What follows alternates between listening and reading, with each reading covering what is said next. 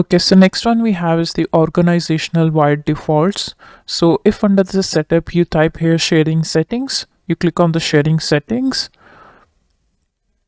and you should be able to see the organization wide defaults here. So let me just give you kind of quick overview what actually it means. So there's a structure around the organizational wide defaults here. Okay, so first let's look at the concept of the organizational wide defaults. So organizational wide defaults are such that if they are public read and public write, you cannot further restrict the permission, say for a particular user, so that it has access to particular record, or maybe it shouldn't have particular access to a field. So you cannot restrict them once you have made it public read and public write. The second scenario is that if you have actually made that as private, here if you have set the permission as private, then you can open up the visibility of in the hierarchy. Also, if you have just made it as the public read, and you can further restrict that it should be read by everyone but shouldn't be edited by everyone above higher in the hierarchy. So that's the concept around here.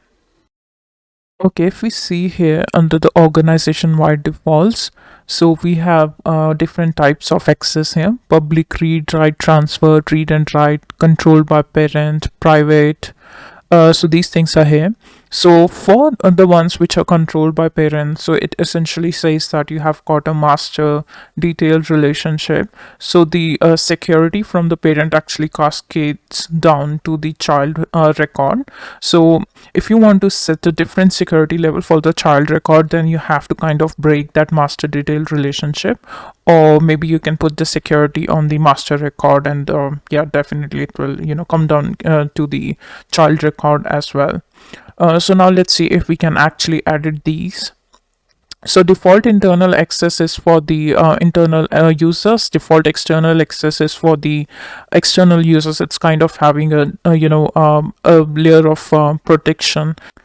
So here under the default so I can make the asset here maybe public read only, and the opportunity, let's say, make it as private, and further on you can customize it according to own needs. And if we just save it, so it just kind of gives you warning, and yes, I want to continue. The default external access must be more restrictive or equal to the default internal access. Okay, so let's make it as public read only, and if we just save it,